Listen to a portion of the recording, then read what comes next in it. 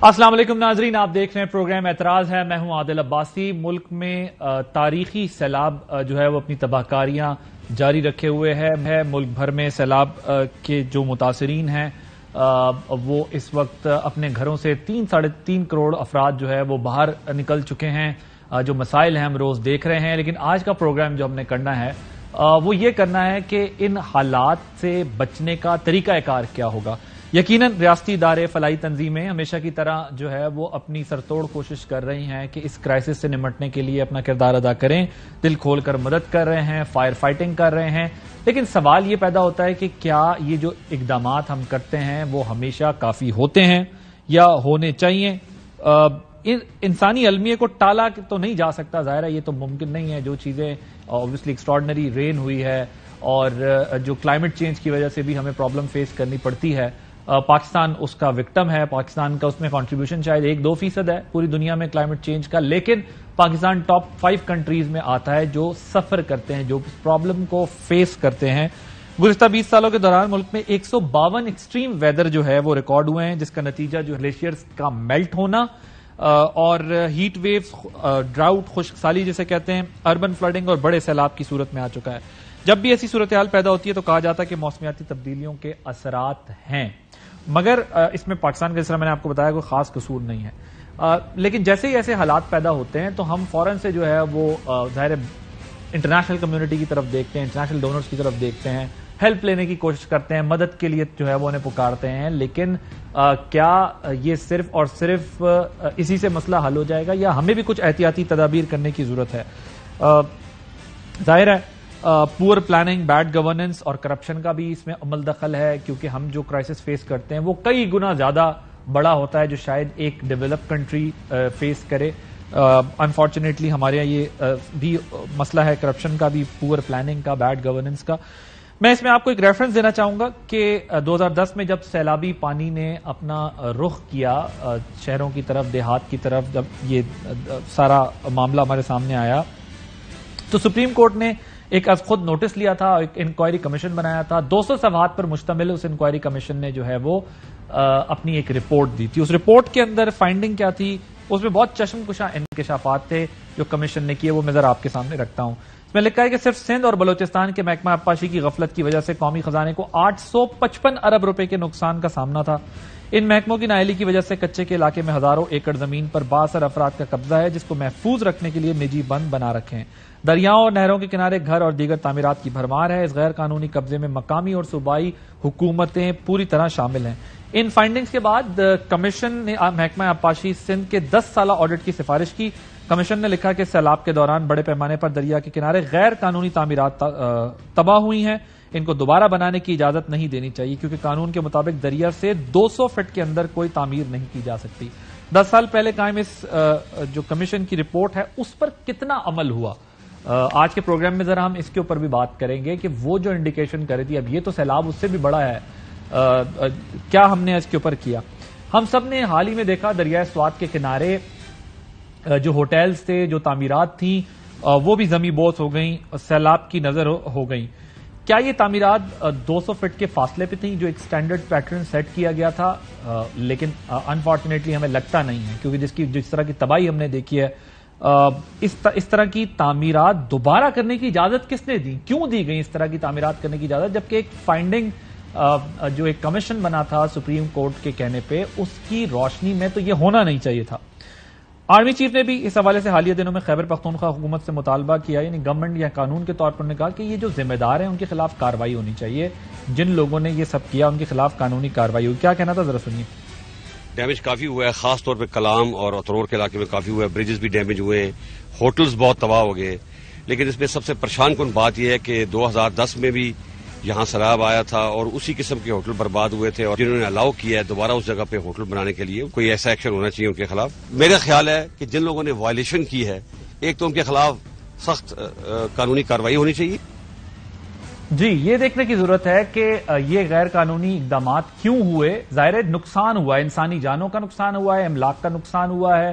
जाहिर हमने देखा है कि राब्ते मुनक़ता हो गए थे बिल्कुल ही। इसके अलावा कमीशन ने जो लिखा, जरा कमीशन की तरफ दोबारा आते हैं, कि दरिया के किनारों नहरों की मुनासिब मुरम्मत और देखभाल न होने की वजह से भी सैलाबी सूरत हाल پیدا ہوئی. اس حوالے سے موٹر وے سمیت کئی شاہراہیں بھی پانی کے قدرتی راستے کو روکنے کا باعث بنی, جو ایک نیچرل پروسیس ہے پانی کے نکلنے کا. اب اہم سوال ہمارے سامنے یہ کہ اس رپورٹ میں بیان کی گئی کسی بھی وجہ کا تعلق موسمیاتی تبدیلی سے نہیں ہے. یہ موسٹلی ہماری اپنی انکمپیٹنس کا نتیجہ ہے, یا کرپشن آپ کہہ لیں, جس کو سیلاب کو روکنے میں ظاہر دنیا میں کوئی طریقہ نہیں ہے اور نہ ہی روکا جاتا ہے. دنیا میں فلڈ کو کنٹرول کرنا کہیں بھی اتنا آسان نہیں ہے, لیکن ہمارے اینڈ سے کیا خامیاں ہیں ہم اس کی بات کر رہے ہیں اس وقت, جس کو آپ فلڈ مینجمنٹ کی اصطلاح استعمال کی جاتی ہے اس کے لیے کہ فلڈ مینجمنٹ کی جاتی ہے. باہر بھی امریکہ کے اندر بھی ہمیں دکھتا ہے کہ فلڈ آتے ہیں, یہ پرابلم ہوتی ہے, لیکن ہم کتنے تیار ہیں, وہ لوگ کیا کرتے ہیں, ہمیں کیا کرنا چاہیے, یہ ایک امپورٹنٹ بات ہے. ہمارے یہاں ایسا کوئی کیا نظام موجود ہے, کیا ہونا چاہیے ان محدود وسائل میں, پاکستان کی کیا کیپیسٹی ہے, اس پر ہم آج بات کریں گے جس سے ہم آئندہ کی صورتحال سے بچ سکیں. ہمارے پاس جو ایکسپرٹس کا پینل موجود ہے, میں ان کا آپ کو انٹروڈکشن کروا دیتا ہوں. یہ روایتی کرنٹ افیئرز ٹاک شو نہیں ہے, لیکن یہ وہ ایشو ہیں جن کو ہمیں اٹھانا چاہیے, جس پہ بات کرنی چاہیے, لیکن انفارچونیٹلی ہمارے یہاں بات جو ہے وہ زیادہ تر سیاسی بحث کے گردی گھومتی رہتی ہے. ڈاکٹر حسن عباس ماہر آبی امور ہیں, اسٹوڈیوز میں ہمارے ساتھ موجود ہیں. Thank you very much for joining us. Ali Tauqeer Sheikh sahab ماہر ماحولیات ہیں, ویڈیو لنک کے ذریعے ہمارے ساتھ موجود ہیں. سید محمود بخاری چیئرمین آل پاکستان کسان فاؤنڈیشن ہیں, کیونکہ زراعت کا بہت بڑا شعبہ جو ہے وہ متاثر ہوگا نقصانات کا اس کے لیے. تو میں ذرا I start with you doctor صاحب, مجھے یہ بتائیے گا کہ یہ جو موسمیاتی تبدیلی ہے, کیا سیلاب کی واحد ریزن یہی ہے یا اور بھی ایشوز ہیں جس کی وجہ سے ہمیں یہ پرابلم فیس کرنی پڑتی؟ دیکھیے, موسمیاتی تبدیلی اس میں کوئی شک نہیں کہ ہو رہی ہے, لیکن یہ جو سیلاب آئے ہیں یہ جس کے لیے ہم ایک وہ ٹرم سمجھتے ہیں انپریسیڈنٹڈ, یہ انپریسیڈنٹڈ نہیں ہے. انپریسیڈنٹڈ وہ ہوتا ہے جو کبھی نہ ہوا ہو, جو پہلی دفعہ ہو رہا ہو, جس کا کوئی ریکارڈ نہ ہو. یہ اس میں کچھ بھی انپریسیڈنٹڈ نہیں ہے. دیکھیے, بلوچستان کے ہل ٹورنٹس بہت پرانا فینومینا ہے, وہ ہو رہے ہیں. دریائے سندھ میں سیلاب آئے ہیں, اس سے پہلے بھی آئے ہیں. 2010 کا ہم سب کو یاد ہے, اس سے پیچھے چلے جائیں تو 1998 کے فلڈز تھے, 1992 کے فلڈز تھے, پھر اس سے پیچھے 1988 کے فلڈز تھے, پھر 95, 98, 2010, 2003, 73, 56, 1929 میسو اسکیل پہ نہیں تھا, اس کی انٹینسٹی یا اس کا ڈیمیج یا ڈیواسٹیشن اس لیول کی نہیں تھی. تو ڈیواسٹیشن اس لیول کی نہیں تھی. پروبیبلی والیوم جو پانی کا تھا مثلا 1929 کا اور 2010 کا تقریباً ایک والیوم تھا, لیکن 1929 کا جو فلڈ ہے وہ دریا سے باہر 1992 نہیں جی, 1929 جی جی ٹھیک ہے, اس بیلٹ کی بات, جی اسی بیلٹ کی, دریائے سندھ کی ہی بات کر رہا ہوں. جس طرح کہ اس میں 2010 میں فلڈ آیا تھا, تو اس وقت دریا جو ہے وہ اپنے بیڈ میں سے باہر نہیں نکلا تھا, لیکن 2010 میں ریور اوولشنز ہوئی تھیں, دریا جو ہے وہ اپنا راستہ چھوڑ کے تو دوسرے شہروں میں گھس گیا تھا. تو بیسیکلی آپ کا جو آپ کے فلڈ ڈیمیجز ہو رہے ہیں نا, اس کے بارے میں بڑی فیمس سینگ ہے کہ floods are the acts of God, flood damages are the acts of man. اور یہ ہمیں یہاں پہ ایکٹس آف مین نظر آ رہے ہیں. ہمارا جو ڈیولپمنٹ ماڈل ہے, بلکہ ماڈلز ہیں, وہ کمپیٹیبل نہیں ہے کمنگ کلائمیٹ چینج کے, اور فار دیٹ میٹر کسی بھی بڑے ایونٹ کو ہینڈل کرنے کے. ابھی آپ نے ذکر کیا انکروچمنٹس کا. انکروچمنٹس جو ہیں وہ ہمارے ڈیولپمنٹ ماڈلز کا سمپٹم ہے, فلڈ کی کاز نہیں ہے. کاز کیا ہے؟ انکروچمنٹ کیوں ہوتی ہے؟ جب آپ ایک بڑے دریا کو ڈیم بنا دیتے ہیں اور اس کے پانی کو روک دیتے ہیں, اور پھر آپ اس میں سے جگہ جگہ سے پانی نکالنا شروع کر دیتے ہیں, بڑی بڑی نہریں بنا کے. اسپل ویز نہیں, نہروں میں جو آپ پانی ڈائیورٹ کرتے ہیں بیراجز لگا کے, اس سے یہ ہوتا ہے کہ دریا کے بیچ میں پانی آنا کم ہو جاتا ہے. 10 سال 20 سال 30 سال پانی نہیں آتا. لوگ اس پر سراؤنڈنگ میں کنسٹرکشن یا وہ انکروچمنٹ شروع کر دیتے ہیں. کیونکہ یہ جو ڈیولپمنٹ ماڈل ہے یہ لوگوں کو فیسیلیٹیٹ کرتا ہے, اٹریکٹ کرتا ہے اور لیور کرتا ہے کہ وہ دریا کے بیچ میں آئیں اور اپنی جو ہے وہ کنسٹرکشن کریں. بٹ ہیونگ سیڈ دیٹ, جب 2010 کی فائنڈنگز آتی ہیں, کمیشن بنتا ہے, تو وہ تو آپ کو اس کی طرف انڈیکیٹ کرتی ہے نا کہ آپ 200 فٹ تک فاصلے تک یہ کنسٹرکشن نہیں کر سکتے. اس کے باوجود پاکستان میں یہ کنسٹرکشن ہوتی ہے, تو اس کا مطلب کوئی سسٹم ایگزسٹنگ سسٹم ہی نہیں تھا نا, کہ کوئی ایڈمنسٹریشن ہوتی جو انہیں روکتی کہ آپ یہاں کنسٹرکشن نہیں کر سکتے چاہے پانی ہے یا نہیں.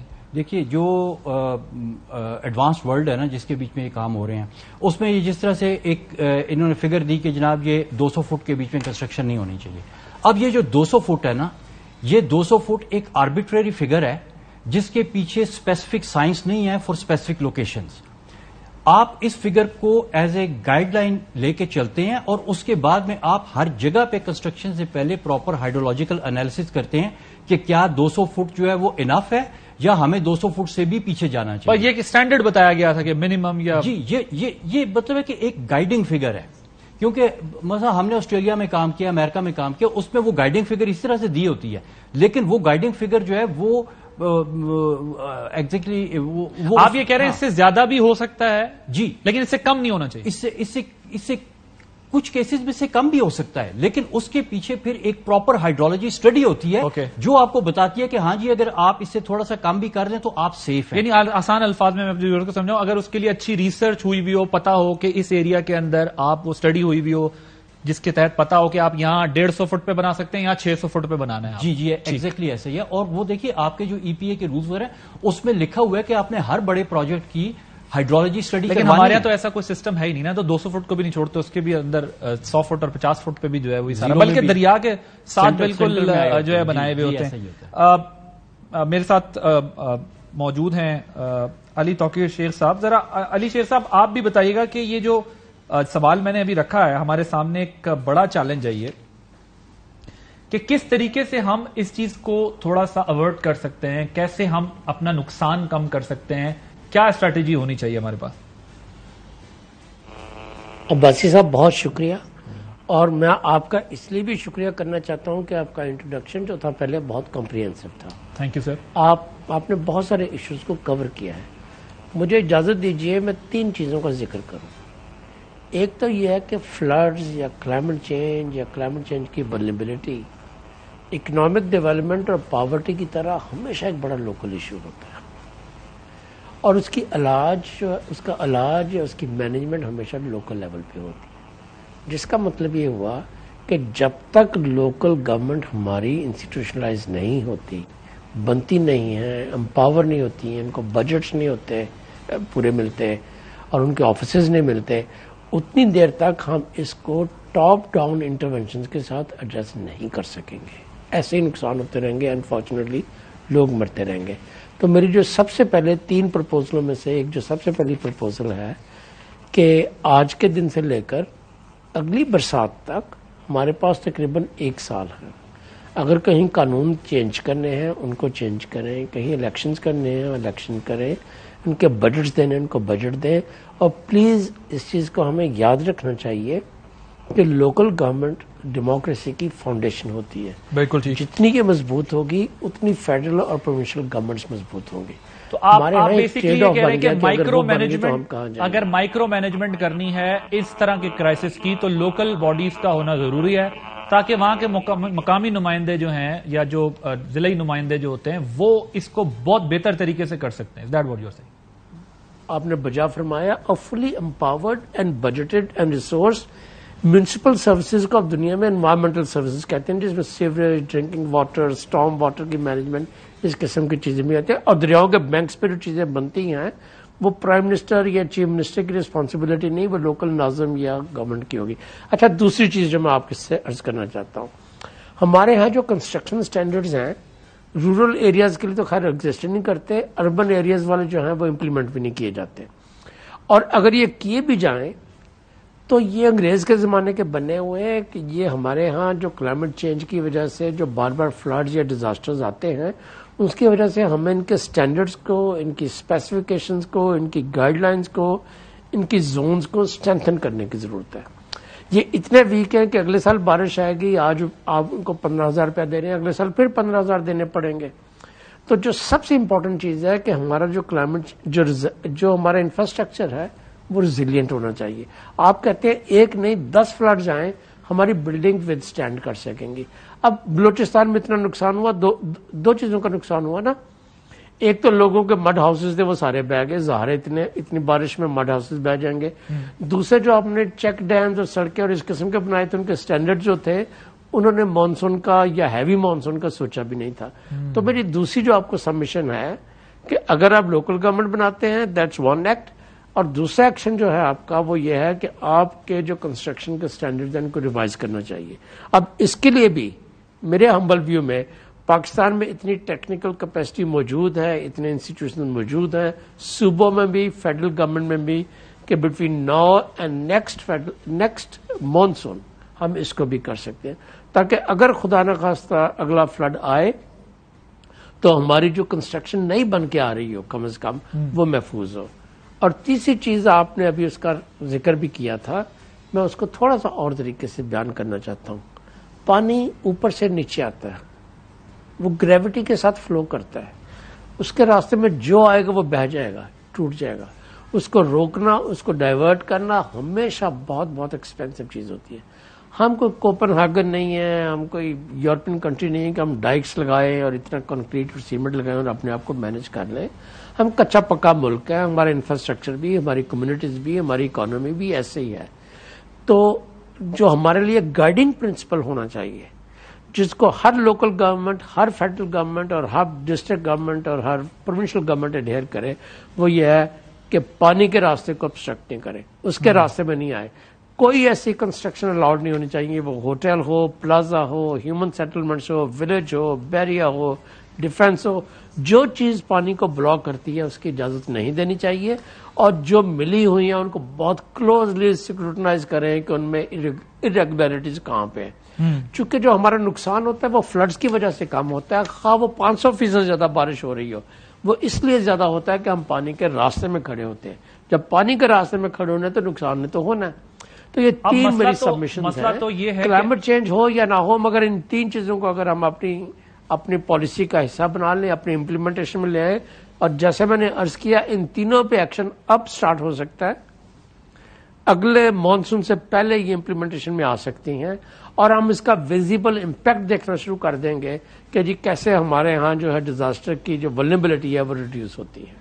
ٹھیک ہے, وہ جو نقصانات ہیں وہ کم کیے جا سکتے, وہ موسمیاتی تبدیلی یا بارشوں کا 300-400 گنا زیادہ ہونا, سیلاب کا ہونا, یہ ایک نیچرل پروسیس ہے, لیکن اس میں ہم اپنا نقصان کیسے کم کر سکتے ہیں, آپ اس کی تجویز دے رہے تھے.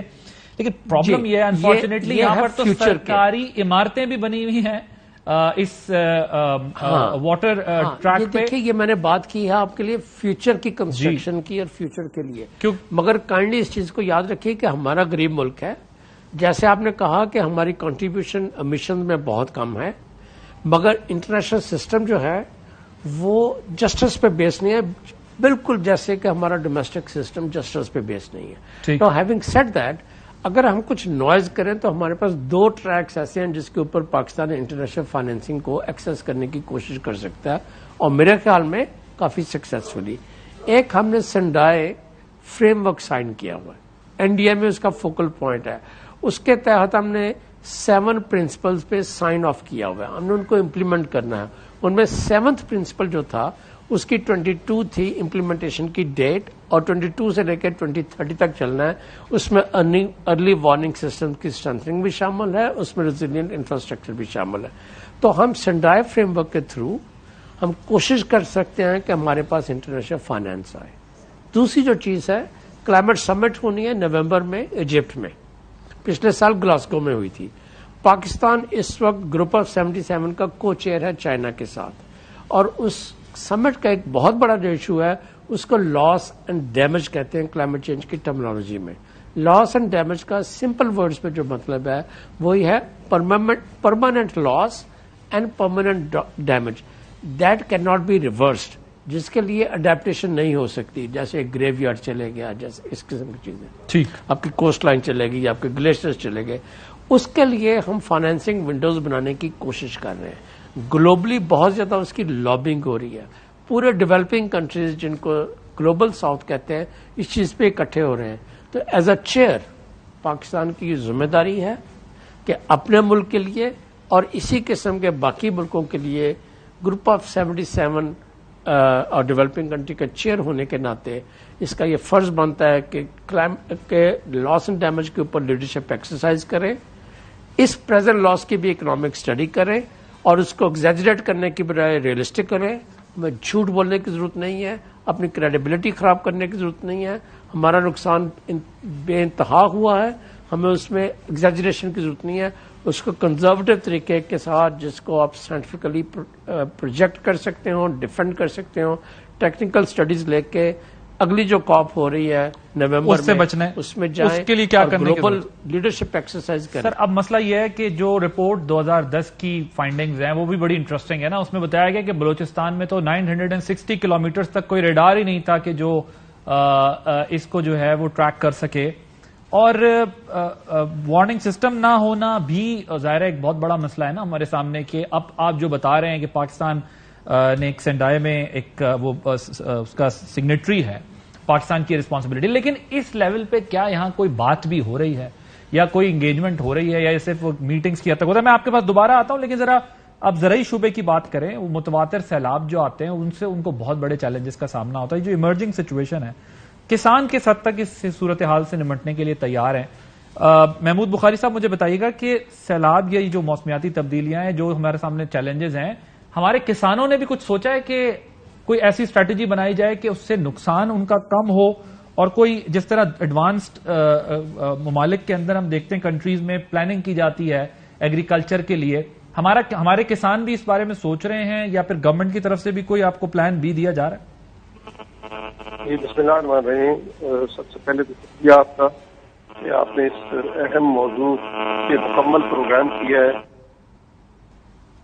پہلے میں جو ہے وہ اپنے پاک فوج کے ان شہداء کو خراج تحسین پیش کرنا چاہتا ہوں جو جنرل سرفراز شہید اور ان کے رفقا کو جنہوں نے جام شہادت نوش کیا سیلاب زدہ لوگوں کی خدمت کرتے ہوئے. اور یقین کرو عادل کہ اگر آج پاک فوج نہ ہوتی تو آپ یقین کریں کہ ہم سیلاب زدہ لوگوں کو کوئی پوچھنے والا نہیں تھا. آپ نے جو سوال کی، سوری ایکو ہو رہی آواز میری، اگر جی آڈیو کا غالباً شاید کوئی ایشو ہو رہا ہے، ان کی آواز کلیئر جو ہے وہ نہیں آ رہی. اب آپ سن سکتے ہیں بخاری صاحب مجھے؟ جی اب آپ کو ریپیٹ تو نہیں آ رہی آواز؟ ہلو، غالباً شاید آڈیو کا کوئی ایشو ہے، اس کو ذرا ریزالو کیا جائے. سر یہ بتائیے گا کہ واٹر مینجمنٹ کے حوالے سے جو لوپ ہولز ہیں وہ کیا ہیں جن پہ ہمیں فوری فوکس کرنا چاہیے کہ یہ 2-3 پوائنٹس ہیں جس کو تو فوراً امپلیمنٹ کرنا چاہیے تاکہ ہم اپنے ڈیمیجز کو منیمائز کر سکیں؟ جی سب سے پہلے تو یہ کہ جو آپ کے اولڈ ڈیولپمنٹ ماڈلز ہیں، آپ کی ابھی بھی انویسٹمنٹ انہی ماڈلز کے اوپر ہو رہی ہے جو انوائرمنٹلی اور سوشلی انسسٹینیبل ہیں. تو فرسٹ اینڈ فورموسٹ ہمیں یہ آئیڈینٹیفائی کرنا چاہیے کہ جو ہماری انویسٹمنٹ پرائیورٹیز ہیں وہ کس طرف جا رہی ہیں اور کس طرف جانی چاہیے. ابھی ساری دنیا بات کر رہی ہے نیچر بیسڈ سولوشنز کی. نیچر بیسڈ سولوشنز میں ایک موٹی میں بات کروں گا کہ جو آپ کا دریا ہے نا، دریا کو آپ نے اس کا راستہ دینا ہے. دریا کے فلڈ پلینز میں آپ نے آبسٹرکشنز کو ختم کرنا ہے. دریا جتنا پھیلنا چاہتا ہے آپ نے اس کو اتنا راستہ دینا ہے پھیلنے کے لیے. اب یہ کہ دریا کبھی کبھی بہت زیادہ پھیل جاتا ہے، آبادیوں کے قریب آ جاتا ہے، آبادیوں کے بیچ میں بھی آ جاتا ہے. اب اس کے لیے طریقہ کیا ہے؟ پہلے ہم کیا کرتے تھے کہ یہ آپ کا دریا چل رہا ہے، اس کے ساتھ بند بنا دو، اس کے دونوں طرف بند بنا دو تاکہ دریا پھیل نہ سکے، اور پھر ہم ادھر رہنا شروع کر دیتے تھے. اب ماڈرن ورلڈ میں کیا ہوتا ہے؟ وہ کہتے ہیں دریا کے سائڈ کا بند کھول دو، پانی کو پھیلنے دو. اب ادھر لوگ بیٹھے ہوئے ہیں، لوگوں کے گھر ہیں، اسکول ہیں، سارا کچھ ہے. وہ پھر صرف ان کمیونٹیز کو پروٹیکٹ کرتے ہیں. اس کا طریقہ کیا ہے؟ سمپل طریقہ ہے. ہمیں اس کے لیے کوئی بہت انٹرنیشنل فائنینسنگ کی ضرورت نہیں ہے، ہمیں کوئی اس طرح کے انٹرنیشنل کنسلٹنٹس کی ضرورت نہیں ہے. کامن سینس کے ساتھ یونین کونسل کے لوگ بھی یہ کام کر سکتے ہیں. ابھی مثلا یہ جگہ ہے، اس کے گرد آپ نے اس طرح سے بجائے کہ آپ دریا کے گرد بند بنائیں، آپ اس کے ارد گرد ایک بند بنا دیتے ہیں. جب پانی آئے گا تو اس کے چاروں طرف پانی آ جائے گا لیکن لوگوں کے گھروں میں نہیں آئے گا. اسی طرح سے ان جگہوں کے بیچ میں آپ ہائی گراؤنڈز کریٹ کرتے ہیں. ایک چبوترا آپ نے بنا دیا، ٹھیک ہے، 2 ایکڑ کا آپ نے چبوترا بنا دیا. ابھی وہ لوگ جو جا کے نیشنل ہائی وے کے اوپر اور سپر ہائی وے کے اوپر سندھ میں بیٹھے ہوئے ہیں، اگر ان کے گاؤں کے بیچ میں اس طرح کے چبوترے بنے ہوں جگہ جگہ کے اوپر، تو وہ مٹی کا چبوترا ہے، کوئی اس میں راکٹ سائنس نہیں ہے، کوئی انجینئرنگ نہیں ہے، سمپل مٹی کا چبوترا ہے. اس کے اوپر لوگ جا کے بیٹھ سکتے ہیں. پھر جو آپ کی کمیونٹی بلڈنگز ہوتی ہیں، جس طرح سکولز ہو گئے، کالجز ہو گئے، ٹاؤن ہالز ہو گئے، اسپورٹس اریناز ہو گئے، ان کی فلڈ پروٹیکشن کی جاتی ہے. یا تو وہ ہائی گراؤنڈ پہ بنائے جاتے ہیں اور اگر بنے ہوئے ہیں تو ان کو پروٹیکٹ کر دیا جاتا ہے. اور فلڈ مینجمنٹ اس طرح سے ہوتی ہے کہ آپ نے کمیونٹی کے ساتھ بہت زیادہ کوآرڈینیٹ کرنا ہوتا ہے. کمیونٹی کی آپ نے کیپیسٹی بلڈنگ کرنی ہوتی ہے. کمیونٹی کے ہر گھر کو، ہر ریزیڈنٹ کو پتا ہوتا ہے کہ وہ فلڈ وارننگ کے کون سے زون میں آ رہا ہے.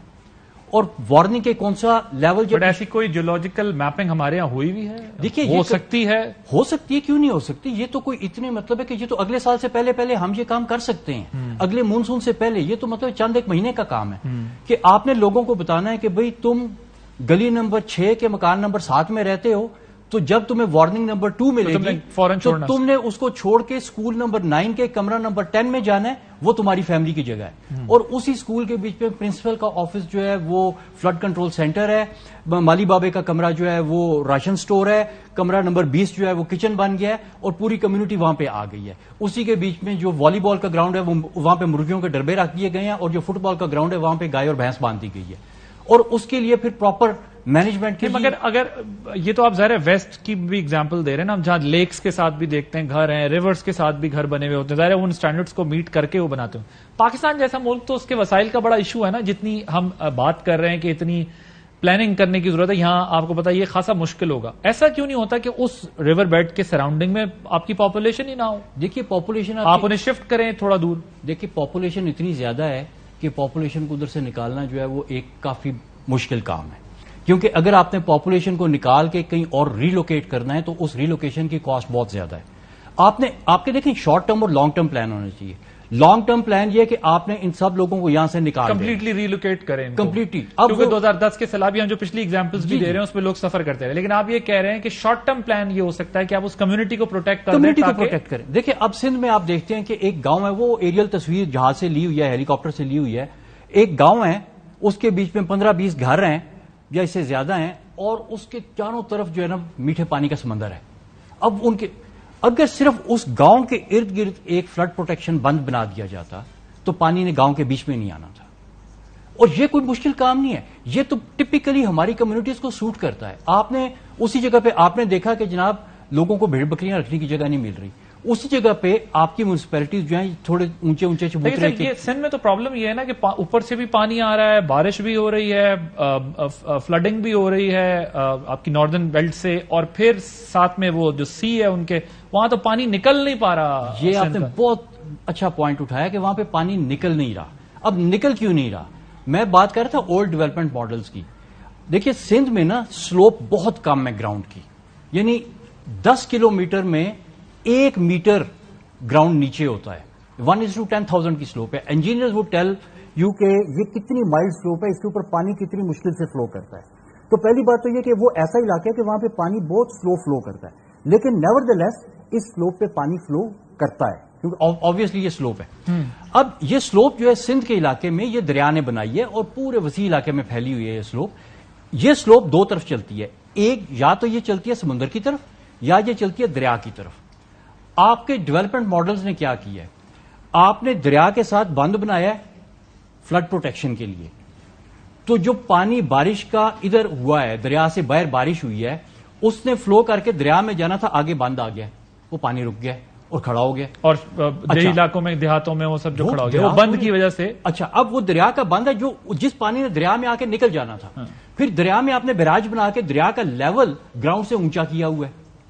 تو ظاہر ہے اونچے پانی کے بیچ میں نیچے سے تو نہیں آئے گا. توقیر صاحب کہہ رہے تھے کہ واٹر فلوز ڈاؤن ہل, تو آپ نے واٹر کا جو ہے وہ جو دریا کا سسٹم ہے اس کو آپ نے گراؤنڈ سے اوپر کر دیا ہے. لیکن وہ خطرہ تو دریا میں طغیانی کی وجہ سے, اور جب فلڈ اپر بیلٹ سے آتا ہے تو اس کی وجہ سے نا کہ شہروں کے اندر یا دیہاتوں کے اندر پانی نہ آ جائے. اب یہی سوچنے والی چیز ہے نا, وہ جو ریورائن فلڈ ہے وہ تو جب آئے گا تو بند اس کو روکے گا, لیکن یہ جو بارشوں کا فلڈ ہے جس نے دریا کے بیچ میں جانا تھا آپ نے اس کا راستہ بند کر دیا.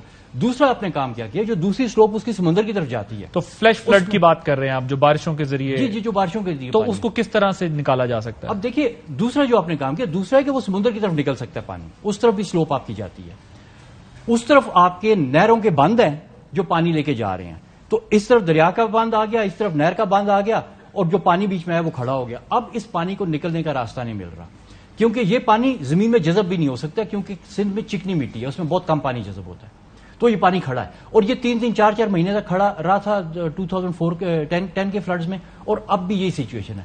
طریقہ کیا ہے کہ آپ نے اپنے ان اولڈ ڈیولپمنٹ ماڈلز کو ڈسمینٹل کرنا ہے, اس سلوپ کو آپ نے دوبارہ, یہ بیسیکلی اس فینومین کو کہتے ہیں شیٹ فلو, کہ پانی جو ہے وہ شیٹ فلو کی طرح زیادہ اونچا نہیں جاتا اور وہ گزر جاتا اور 1-2 دن میں 3 دن میں نکل جاتا ہے پانی.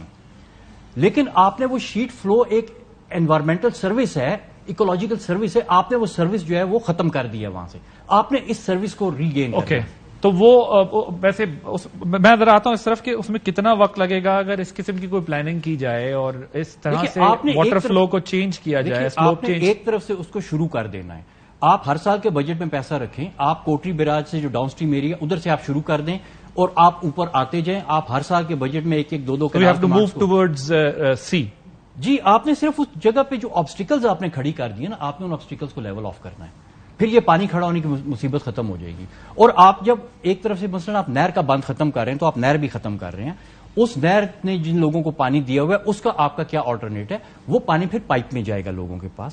پوری دنیا میں ماڈرن اریگیشن آج کل پائپس میں ہو رہی ہے. آپ نے اس چیز کو فیز ان کرنا ہے, اس چیز کو فیز آؤٹ کرنا ہے. آپ 10 سال کا بلکہ اس سے تو واٹر کی بہت بچت ہوتی ہے, پانی آپ اپنا سیو کرتے ہیں بہت زیادہ, جو آپ کے پاس وہ سینرجسٹک ہے. جن کنٹریز میں ایشوز ہے. ایک بریک لیتے ہیں, بریک کے بعد پھر ذرا کسانوں کا احوال پوچھیں گے کہ وہ اس جو سچویشن ہے, ایمرجنگ سچویشن ہے, اس سے نمٹنے کے لیے کیا کریں گے آفٹر دس بریک. جی ویلکم بیک. اب مسئلہ یہ ہے کہ 2050 تک جو ہے جو پلاننگ کی گئی اس میں موسمیاتی تبدیلیوں سے دنیا کی جو ٹوٹل ایگریکلچر کی پروڈکشن ہے وہ 17% افیکٹ کرے گی, یعنی 17% زرعی پیداوار متاثر ہو جائے گی. یہ پوری دنیا کے لیے ہے. لیکن پاکستان جو ہے وہ پہلے بھی ہمارے سامنے بہت مسائل ہیں وہاں, اس میں سے یہ بھی, اور ہم ایک چیز کو ریئلائز نہیں کر رہے. ابھی تک کی جو اسسمنٹ ہے وہ $11 ارب کی ہے جو ہمارا نقصان ہو چکا ہے. فائنینشیل لاس, جس میں انفراسٹرکچر آپ کا تباہ گیا ہے, ایگریکلچر آپ کی خراب ہوئی ہے, آپ کے لیے اور بہت سارے پرابلمز کریٹ ہوئے ہیں اس فلڈ سے. آگے پوری اسسمنٹ ہوگی تو پتہ چلے گا کہ یہ کیا ہے. ظاہر ہے آپ ایکسپورٹس کرتے ہیں, آپ کی اپنی فوڈ کی ریکوائرمنٹ ہے ڈومیسٹک, وہ کس طرح پوری ہوگی اگر آپ کی فصلیں تباہ ہو جائیں گی, آپ کو امپورٹ کرنا پڑے گا, بہت سارے مسائل ہیں. یہ مجھے بتائیے گا محمود صاحب کہ یہ جو سچویشن ہے, اب کوئی ایک جو ٹیکنالوجی کا استعمال ہے, ہمارے کسان بھی سوچتے ہیں کہ جی ٹھیک ہے ہمیں اب اس طرف جانا چاہیے کہ ہم اپنا نقصان خود سے کم کر لیں. کب تک حکومتوں کو یا ذمہ دار ٹھہرایا جا سکتا ہے؟ خود سے بھی کوئی اسٹریٹجی بنانے کی بات ہو رہی؟ جی عادل, میں گزارش یہ کرتا ہوں کہ آپ یہ دیکھیں کہ یہ کوئی ابھی کی بات نہیں ہے, یہ 75 سال کا قضیہ ہے جو چلتا آ رہا ہے. زراعت کبھی بھی جو ہے حکومتوں کی پرائرٹی نہیں رہی, زراعت کی طرف توجہ نہیں دی جاتی رہی, اور نہ ہی کبھی میڈیا میں اس طرح سے پروگرام جو ہوتے ہیں. جب تک اس کو نیشنل ڈیبیٹ کا آپ حصہ نہیں بناؤ گے تو آپ یقین کریں کہ اب آنے والا جو وقت ہے اس میں اللہ معاف کرے کہ قحط سالی کے علاوہ اور کوئی چیز نظر نہیں آ رہی. آپ یہ دیکھیں کہ اس سیلاب سے, اس قدرتی آفت کو آسیب بنانے میں کس کا کردار ہے. ہم آگے کی تو بات کرتے ہیں لیکن اس بات کو ہم بھول جاتے ہیں کہ یہ سب کچھ کس کے ذمے, کسی کے ذمے تو ڈلے گا کہ ہم ہر چیز اللہ کے سپورٹ کر دیں کہ یہ اللہ کی مرضی تھی, اور ہم یہ کہہ دیں کہ یہ کلائمیٹ چینج تھا موسمیاتی تبدیلی کی وجہ سے. ہرگز ایسا نہیں ہے. آپ یہ دیکھیں کہ موسمیاتی تبدیلیوں کی وجہ سے اور بہت سے ممالک ہیں. میں ابھی دیکھ رہا تھا کہ ہمارے نیبر کنٹری میں راجستھان میں اب بارشیں ہوئی شدید, لیکن 4000 لوگ صرف متاثر ہوئے, اور وہاں پہ ان کے جب دیکھا کہ یہ کیوں اتنے کم لوگ افیکٹ ہوئے تو 716 ڈیم انہوں نے بڑے چھوٹے وہاں پہ بنائے ہوئے ہیں, اور ڈیم ابھی بھی ان کے خالی پڑے. ہم اس مرض کا علاج جو ہے اس کی طرف نہیں جاتے. 2010 میں سیلاب آیا, ایک کمیشن بنا, اس نے سفارشات دی, تو کس نے عمل کیا؟ میں کس کے ہاتھ پہ اپنا لہو تلاش کروں؟ میں کس کو مورد الزام ٹھہراؤں؟ آج میری وہ چیخیں, میری وہ آہو بکا کون سن رہا ہے؟ آج اس رات کی تاریکی میں کسان اپنے بچوں کو, اپنی خواتین کو لے کے ننگے آسمان کے تلے بیٹھا ہوا ہے, اور یہ کہہ رہے کہ کلائمیٹ چینج ہے. ہرگز نہیں ہے. ان کو مجھے بتائیں کہ 14 جون سے بارشیں شروع ہوئی, اور جو جتنے اپنے ادارے تھے انہوں نے انفارم کیا, تو کیا انہوں نے کیا؟ آج آپ کے پاس کپاس تقریباً ختم ہوگی سندھ کے اندر, جو تھوڑی بہت بلوچستان کے اندر ہوتی تھی وہ بھی ختم ہو گئی, ڈیٹس چلی گئیں, بنانا, یہ جو فروٹس تھے یہ بڑا نقصان ہوا ہے جس کے اوپر بڑا ریلائنس ہوتا ہے سندھ میں, جو زراعت کا شعبہ ہے اس کا.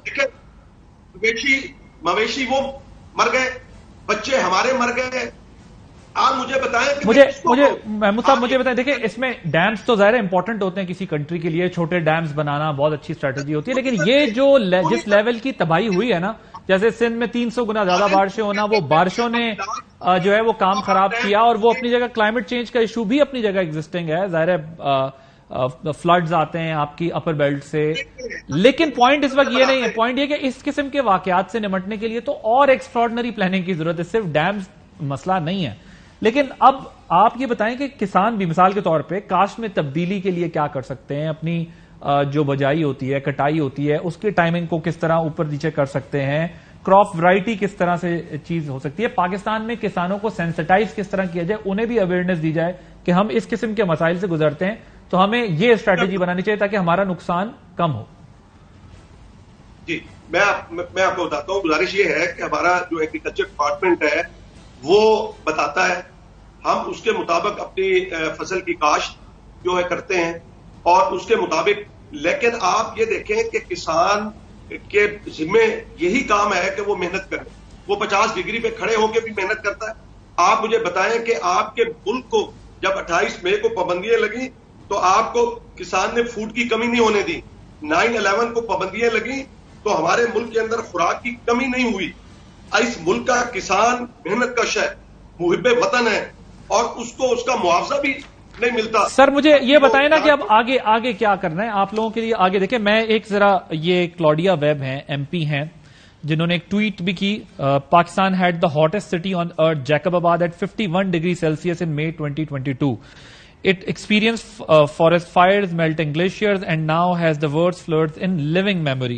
It is at the epicenter of climate catastrophe. Cancel the debt. Give Pakistan climate compensation now. وہ بڑا زبردست ایک اشارہ دے رہی ہیں کہ پاکستان کے لیے اب مسائل، ظاہر ہے کوئی نیشنل لیول پر لیڈرشپ ہے جس نے یہ سب لڑائی لڑنی ہے، ہمارے سامنے ابھی بہت بڑے بڑے چیلنجز ہیں، مطلب یہ تو فلڈ کی وجہ سے پرابلمز کھڑی ہو گئی ہیں، ابھی تو انرجی کا دنیا میں جو شارٹیج کا کرائسس ہے یوکرین اور رشین وار کی وجہ سے، وہ ہمیں فیس کرنا ہے، اس میں دنیا جب وہاں سے نہیں لے گی تو وہ ریسورسز جو یو اے کے مڈل ایسٹ کے پاس ہیں ان سے لے گی۔ میرا پوائنٹ یہ ہے کہ اب ہمیں اس سے آگے بڑھنا ہے نا، نکلنا ہے، تو ہم کیا اسٹریٹجی بننی چاہیے، فیوچر کی مستقبل کی اسٹریٹجی کیا ہونی چاہیے، یہ اصل پوائنٹ ہے۔ جی اس وقت یہ ہے کہ آپ کے پاس، آپ دیکھیں کہ سبزیاں نہیں ہیں، پیاز نہیں ہے، آپ کے پاس ٹماٹر نہیں ہے، آپ کے پاس گندم کا بحران آنے والا، اس کے لیے آگے ہمیں بڑھنے کی ضرورت ہے۔ جو نقصان ہو گیا، میں تو مر گیا، میں تو زندہ لاش ہوں، میں آپ کو قسم سے یہ بات کہہ رہا ہوں کہ میرا اگر 1 ایکڑ جو کپاس کا تباہ ہو گیا تو میرا 80,000 روپے میرا برباد ہو گیا۔ مجھے بتائیں، نہ تو میرے ساتھ حکومت کھڑی ہوتی ہے، نہ میرے ساتھ کوئی ادارہ کھڑا ہوتا ہے، کوئی پرائیویٹ سیکٹر کھڑا ہوتا ہے میرے ساتھ۔ مجھے بتائیں، میرے ذمے تو محنت کرنا ہے، میں نے کیا اسٹریٹجی، میرے میں تو اتنا دمخم نہیں ہے کہ میں وہاں پہ کوئی چھوٹے چھوٹے ڈیم بناؤں، کوئی وہاں پہ اس طرح کی چیز پہ جو بارش کا پانی وہاں پہ سٹور ہو جائے۔ یہ تو حکومتوں کے کرنے کے کام ہیں، اور اس طرح کے جو آپ نے تجزیہ نگار ابھی بلائے ہوئے ہیں، ایکسپرٹس بلائے ہوئے ہیں، ان کی باتوں پہ یہ عمل کوئی نہیں کرتا۔ ان کو فرصت ملے تو، ان کو رجیم چینج سے فرصت ملے، ان کو جو باقی اپنے معاملات ہیں ان سے فرصت ملے تو یہ کسانوں کی بات سوچیں۔ آج مجھے بتائیں کہ اتنا بڑا ڈیزاسٹر ہے۔ اب گندم کا ایشو میں آپ کو بتا دوں، آپ کہتے ہیں کہ کرنا کیا ہے۔ اب گندم جو ہے، جو پڑی تھی ہمارے پاس، جو کسان 1 سال کے لیے رکھتا ہے، وہ اس کی بہ گئی، تباہ ہو گئی، ہمارے کھانے کے لیے نہیں ہے۔ اب اگلا جو فصل ہے اس کے لیے ہم آپ کے جو چینل کے توسط سے یہ حکومت کو کہہ رہے ہیں کہ اس کا اعلان کرے، 5,000 روپے اس کا جو ہے وہ فی من 40 کلو گرام مقرر کرے۔ وہ کھاد جو 14,000 روپے کی، میں عادل آپ آئیں، میں آپ کو بتاؤں کہ میرے میں ہمت نہیں ہے، میں کہاں سے خریدوں گا؟ 2 ایکڑ میں 2 بوری ڈلتی ہے، میں 1 بوری کے بھی پیسے میرے پاس نہیں ہے۔ اگر میں ڈی اے پی نہیں ڈالوں گا تو پیداواری صلاحیت نہیں بڑھے گی۔ آپ گندم آج جو ہے وہ آپ کا بیسک کیس اس وقت یہ ہے کہ آپ جو ہے وہ یہ کہہ رہے ہیں کہ اگر سبسیڈائز نہ کیا گیا کسان کو جو چیز جو ریکوائرمنٹ ہے تو پھر گورنمنٹ کے لیے، پھر پورے ملک کے لیے ایک فوڈ کرائسس ہوگا جو چیلنج ہوگا۔ ٹھیک ہے، اس پہ ذرا بھی مزید بات کرتے ہیں۔ جی ٹھیک ہے سر، میری یہ میں آتا ہوں سر آپ کی طرف ذرا، جی میں آتا ہوں، ابھی آپ کی طرف دوبارہ آتا ہوں۔ میں دوبارہ آتا ہوں. آپ اب ایشو یہ ہے کہ آپ یہ کہہ رہے ہیں کہ اگلی فصل کے لیے آپ کو سبسڈی دینی پڑے گی کسان کو, ورنہ وہ فصل جو آپ ایکسپیکٹ کر رہے ہیں جو فوڈ کرائسس سے کوپ اپ کرنے کے لیے سچویشن, آپ کو وہ نہیں کر سکیں گے, آپ کسان نہیں کر سکے کام. شیخ صاحب مجھے ذرا یہ بتائیے گا, آپ کی جو اربن فلڈنگ فریکوینسی بڑھ گئی ہے, اس سے بچاؤ کے لیے کیا کرنا پڑے گا؟ یہ بھی تو ہمارے لیے ایک بہت بڑا مسئلہ ہے. دیکھیے یہ it's a function of planning. جتنی کراچی میں بارش ہوئی بہت انیوژلی ہائی لیول تھا, ایکسکیوز می, فلڈنگ کا ہونا بڑا انڈرسٹینڈیبل تھا, مگر اسی قسم کی بارش لیٹ سے اگر وہ لندن میں ہوئی ہوتی تو کسی کو پتہ بھی نہیں چلتا کتنی بارش ہوئی ہے. کیوں؟ انہوں نے اپنے انفراسٹرکچر پہ انویسٹ کیا. اب ہم یہ چاہتے یہ ہیں کہ حکومت سارا کچھ کرے مگر ہم کوئی چیز نہ پے کرے.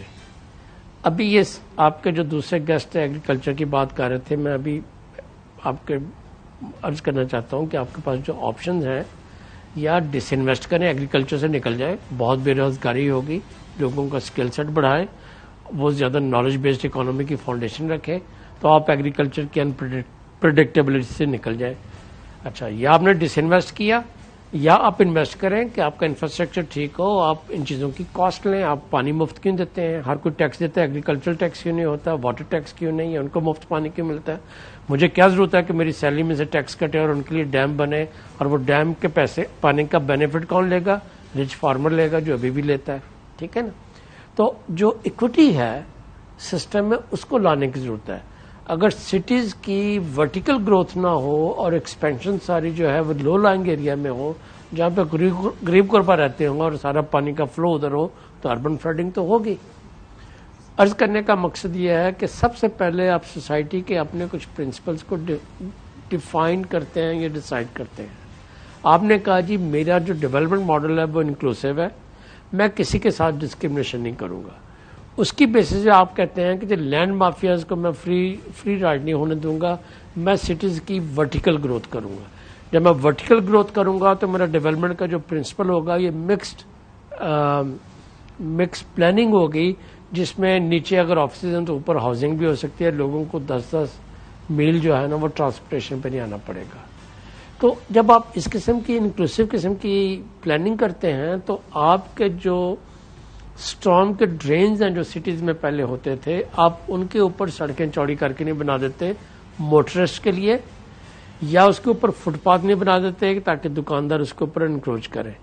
تو ایک بہت بڑا جو ایلیمنٹ ہے اربن فلڈنگ میں, جو پاکستان اور سندھ کے اور پنجاب میں تو اس دفعہ فلڈ آیا نہیں ہے, تو جو آپ کو ہر دفعہ نظر آتا ہے وہ یہ ہے کہ آپ نے ڈرین اسٹارمز بند کر کے انکروچمنٹس کر لی to benefit the motorist like you and me, اور اس کے بعد وہی پانی جو ہے وہ ہماری سیوریج لائن کو جا کے کلاگ کرتا ہے, جس میں پلاسٹک بیگ اور کچھ اور ہوتا ہے, اور جہاں پہ ڈرنکنگ واٹر کی پائپس ہیں ان کو بھی پولوٹ کرتا ہے. تو 4 یا 5 چیزیں اربن سٹیز میں کرنے کی ضرورت ہے. سب سے پہلے جیسے میں نے عرض کیا, ورٹیکل گروتھ کریں ان کی, لو لائنگ ایریاز میں غریبوں کو سیٹل ہونے کی بجائے یہاں پہ آپ اکنامیکل ہاؤسنگ کے پلانز بنائیں, مکس ہاؤسنگ کریں, جو بلڈنگ ہیں وہ کنیکٹ کرتی ہوں آفس اسپیس کے ساتھ, مارکیٹس کے ساتھ اور ریزیڈینشیل ایریاز کے ساتھ. یہ نہیں ہونا چاہیے کہ ایک طرف ڈیفینس اور دوسری طرف بزنس ڈسٹرکٹ ہے, ایک طرف ورک فورس رہتی ہے غریبوں والے علاقے میں, وہ 4 گھنٹے دھکے کھا کے آتی ہے. پبلک ٹرانسپورٹیشن ہو, اور واٹر مینجمنٹ جو ہے it has to be based on equity. یہ جو ٹینکر مافیا زیادہ پیسے بناتے ہیں اس کی وجہ یہ ہے کہ واٹر کی آپ نے کاسٹ ریکوری ڈالی نہیں ہے. میں ایک امیر آدمی ہوں, آپ ایک امیر آدمی ہیں, ہمیں تو پانی مفت ملتا ہے, مگر جو غریبوں کے محلے میں رہتا ہے اس کو ٹینکر سے خریدنا پڑتا ہے 2000 روپے کا, 4000 روپے کا. تو یہ انصاف کی کمی کی نشانی. اسی طرح ابھی تو ہمارے سامنے ایک مسئلہ ایگریکلچر کی جی ابھی ایک مسئلہ ہمارے سامنے یہ اور بڑا آئے گا کہ ہم نے دیکھا جب پاکستان میں دہشت گردی کا مسئلہ تھا, آپریشنز ہوئے, اس وقت بھی آئی ڈی پیز بہت بڑی تعداد میں بڑے شہروں میں گئے. فلڈ کے دنوں میں بھی یہی ہوتا ہے, انفیکٹ ارتھ کوئک کے بعد بھی کچھ تھوڑا بہت, لیکن فلڈ کے بعد تو ہمیں دکھتا ہی. اب جو مائگریشن ہوگی انٹرنل, وہ تو سارے انہی شہروں کے اندر آئیں گے. ان شہروں پہ تو مزید برڈن پڑے گا, ان شہروں کے لیے تو مزید مسائل بڑھیں گے, اور پہلے ہی جو ابھی آبادی کے حساب سے ریسورسز کا ایشو ہے شہروں میں, یہ تو ابھی بڑھے گا مسئلہ اور آگے گمبھیر ہونے جا رہا ہے. اب آپ درست فرما رہے ہیں, بالکل آپ درست فرما رہے ہیں. اس کا علاج جو ہے وہ اسٹرانگر گورننس ہوتی ہے نا. افغان ریفیوجیز کو ہم نے شہروں میں منگل کر لیا, ایران نے ان کے کیمپس کو جو ہے وہ پولیس کیا کہ جی آپ ہمارے شہروں میں آ کے نہیں رہ سکتے. ہمارے ہم نے مکس کیا تو انہوں نے ہمارے سارے فارسٹ بھی کر دیے. اگر آپ فیسلٹیز جو ہیں وہ ایرڈ لینڈز میں تھرپارکر میں اور تھٹا میں پرووائڈ نہیں کریں گے تو وہ اربن ورک فورس بن کے کراچی میں آئیں گے. تو آپ نے جو چیز کرنی ہے وہ یہ ہے کہ اپنی اربنائزیشن کے ریٹ کو اسٹیبلائز کرنے کے لیے, سلو ڈاؤن کرنے کے لیے, اگر ریورس نہ بھی کر سکیں اگلے کئی سال, تو کم از کم ڈیولپمنٹ اپارچونیٹیز کو ان علاقوں میں لے کے جائیں جہاں پہ پاورٹی ہوتی ہے, جس کی وجہ سے لوگ نکل کے آتے ہیں. اور پاورٹیز کے 3 سائنس بہت بڑے ہیں, کائنڈلی وہ یاد رکھیے گا. ایک یہ ہے کہ ان کی واٹر اویلیبلٹی نہیں ہے, گراؤنڈ واٹر ڈاؤن ڈپلیٹ ہوتا جا رہا ہے جو گراؤنڈ واٹر ہے, اور رین وہاں پہ ہوتی نہیں ہے, اور ڈرنکنگ واٹر بھی نہیں ہے. دوسرا یہ ہے کہ ان کی ییلڈ کم ہوتی جاتی ہے ویدر کے ویریشنز کی وجہ سے, بہت زیادہ گرمی, بہت زیادہ سردی, ان ٹائملی رینز کے ساتھ. ابھی بھائی صاحب نے اگزامپل دی ویٹ کی, کئی ہزار ایکڑ زمین جو ویٹ گرو کرتی تھی اب وہ شوگر کین گرو کرتی ہے. کیوں؟ وہ اس لیے کہ اب وہ ویٹ میں بارش کو وتھ اسٹینڈ نہیں کر سکتی, اسٹینڈنگ کراپ ضائع ہو جاتی ہے. یہی حال آپ کی کاٹن کے ساتھ ہو رہا ہے. ساؤتھ پنجاب میں اتنا پانی آ کے کھڑا ہوا کہ ساری آپ کی کاٹن اکانومی خراب ہو گئی. اب آپ کو اگلے سال امپورٹ کرنی پڑے گی, اور آپ کی جو ٹیکسٹائل ہے that's a very very major foreign exchange earner for you. So آپ جو کام کرتے ہیں میرے حساب سے وہ یہ ہے کہ اپنی پالیسی کو تھوڑا سا لانگ ٹرم کرتے ہیں. پاکستان ایک عجیب ملک ہے, اس میں واٹر اتنی زیادہ کوانٹٹی میں اویلیبل ہے کہ شاید آپ کو معلوم نہیں کہ پاکستان میں پر کیپٹا واٹر اویلیبلٹی جو ہے ایران سے بھی زیادہ ہے, افغانستان سے بھی زیادہ ہے, انڈیا سے بھی زیادہ ہے, چائنا سے بھی زیادہ ہے, جرمنی سے بھی زیادہ ہے. مگر ویسٹ اتنا زیادہ ہے کہ ہم فری واٹر پرووائڈ کرتے ہیں. 2/3 آف کنٹری کو پانی نہ پینے کے لیے ملتا ہے, نہ انڈسٹری کے لیے ملتا ہے, نہ ایگریکلچر کے لیے ملتا ہے. اس کو ایلیٹ کیپچر کہتے ہیں. تو اس چیز میں ایک فیئرنیس اور واٹر جسٹس لانے کی ضرورت ہے. پاکستان میں واٹر کی کمی نہیں ہے, واٹر جسٹس کی کمی ہے, واٹر کی پرائسنگ کی کمی ہے, اور اس کاسٹ کی ریکوری کی کمی ہے جس میں ہم ہر سال اتنی سبسڈی ڈال رہے ہیں. میرا خیال ہے $2.2 بلین کی سبسڈی جا رہی ہے ایگریکلچر سیکٹر میں, اور اس کے اوپر ابھی ہم یہ سن رہے تھے کہ جی آپ ہمیں سبسڈی دیں ایک پرائز ایک کراپ کے لیے یا کسی اور crop. Right, I have to take a break ہے. بریک کے بعد پھر ذرا یہ اس کا بھی جواب دیں کہ مزید سبسڈی پاکستان کیسے دے سکتا ہے, کیسے دے گا, اور جو بڑی اچھی اگزامپل علی توقیر شیخ صاحب نے بیان کی ہے کہ کیسے ہم واٹر کو یوٹیلائز کر سکتے ہیں جس کا پر کیپٹا واٹر زیادہ ہے لیکن اس کی مینجمنٹ ٹھیک نہیں ہے, اور کچھ اور ایشوز پہ بات کریں گے ایک بریک کے بعد. Welcome back sir, we are running out of time, ہم بس 2-3 منٹ ہیں. آپ اگر کنکلوڈنگ ریمارکس دے سکے کہ کیا ہمیں کرنا چاہیے اس صورتحال میں. دیکھیے ہمارے پاس اپرچونٹی بہت زیادہ ہے. یہ جو کلائمیٹ چینج ہے نا وہ ہمارے لیے زیادہ ٹیمپریچر اور زیادہ پانی لے کے آ رہا ہے, اور ایگریکلچر سیکٹر میں یہ بہت بڑی اپرچونٹی ہے. زیادہ پانی اور زیادہ ٹیمپریچر کے ساتھ ہم زیادہ اناج پروڈیوس کر سکتے ہیں. اس چیز کا فائدہ اٹھانے کے لیے وہ جو ہمارے کسان بھائی کہہ رہے ہیں کہ ہمیں سبسڈی وغیرہ ملنی چاہیے, اس میں ہماری اگر اسی بات پہ آتا ہوں کہ انویسٹمنٹ پرائرٹیز کو اگر ٹھیک کیا جائے نا, جدھر آپ ایک اتنا بڑا انفراسٹرکچر بنا رہے ہیں جو $30 to $40 بلین کا ہے, اس کے پیسے آپ کسان سے تو نہیں لے رہے, وہ آپ کے انوائرمنٹ کو بھی خراب کرے گا, وہ آپ کے سوشل سیٹ اپ کو بھی. کس چیز کی بات کر رہے ہیں؟ میں بڑے ڈیم کی بات کر رہا ہوں. بڑے ڈیمز کی بات, ٹھیک ہے, بڑے ڈیمز کی بات کر رہا ہوں. صحیح ہے. ان سے ہمیں کوئی فائدہ نہیں ہوگا, نہ وہ فلڈز کو روکتے ہیں, نہ وہ کوئی خاطر خاص سٹوریج میں آپ کا اضافہ کرتے ہیں. اگر وہ پیسہ اگر آپ کسان کو دیں کہ وہ اپنے اریگیشن میتھڈ کو بہتر کرے تو آپ اس ڈیم سے زیادہ واٹر آ بھی جائے تو آپ اس کو یوٹیلائز کر سکتے ہیں. دیکھیے وہ اس سے زیادہ پانی بچا سکتے ہیں. بخاری صاحب کنکلوڈ, آخری بالکل 1.5-2 منٹ رہ گئے ہیں جی, اگر اس پہ آپ بات کرنا چاہیں کیا ہونا چاہیے؟ جی میری گزارش یہ ہے کہ میں جو ہمارے بھائی بات کر رہے ہیں وہ اپنی جگہ پہ درست ہے, لیکن جو مجھ پہ بیتتی ہے وہ تو سن لیں. بات یہ ہے کہ ہمارا نیبر کنٹری ہے, وہاں پہ کسانوں کے ساتھ کیا یہ ہر ملک سبسڈی دیتا ہے. یہ کوئی احسان نہیں ہے کہ بھی کسانوں کے اوپر, جس طرح ڈی اے پی مہنگی ہو گئی, وہاں پہ 2900 روپے کی, یہاں 14,000 کی ہے. وہاں پہ جو یوریا ہے وہ 900 روپے کی ہے اور میرے پاس 1700 روپے کی ہے. یہاں پہ وہاں بجلی مفت ہے کسان کو, اور کیوں وہ ترقی کر گیا کہ 80 لاکھ بیل سے وہ 4 کروڑ پہ پہنچ گیا. میرے سے میں ٹیکس دیتا ہوں, میں ٹریکٹر لیتا ہوں, میں ٹیکس دیتا ہوں, میں کھاد لیتا ہوں, میں ٹیکس دیتا ہوں, میں پانی لیتا ہوں, مجھ سے آبیانہ لیا جاتا ہے. کون کہتا ہے کہ مجھ سے نہیں؟ 70% جو ہے وہ آپ کا چھوٹا کسان ہے. اگر کسان کے ساتھ یہی رویہ اختیار کریں گے تو پھر میرے ملک میں